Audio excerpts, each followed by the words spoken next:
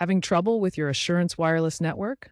Let's tackle the two most common culprits: signal issues and APN settings. First, check your signal strength. Assurance Wireless operates on major networks like Verizon, AT&T, and T-Mobile, offering 4G LTE and expanding 5G coverage. Use the Assurance Wireless app or website to confirm coverage in your area.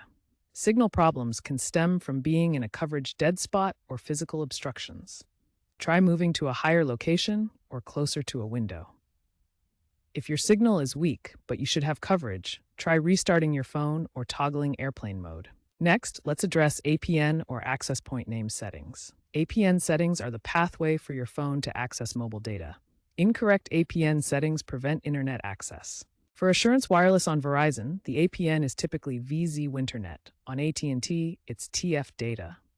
Check these settings under your phone's network and internet settings, then mobile network, and finally access point names.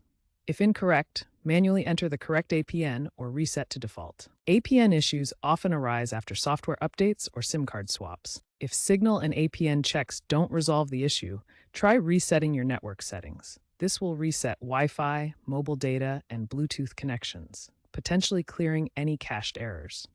On Android, find this option under Settings, System Reset Options, and Reset Wi-Fi, Mobile, and Bluetooth. On iPhone, go to Settings, General, Transfer or Reset Phone, Reset, and Reset Network Settings. Remember that this will clear saved Wi-Fi passwords. If problems persist after a network reset, consider contacting Assurance Wireless Support.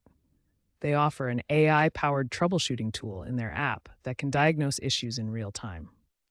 The Assurance Wireless app can help reduce support calls by automating fixes, such as APN resets, and provides guides to help improve your service. Also consider that Assurance Wireless is focusing on sustainability and providing refurbished phones, which sometimes require more resets due to compatibility issues.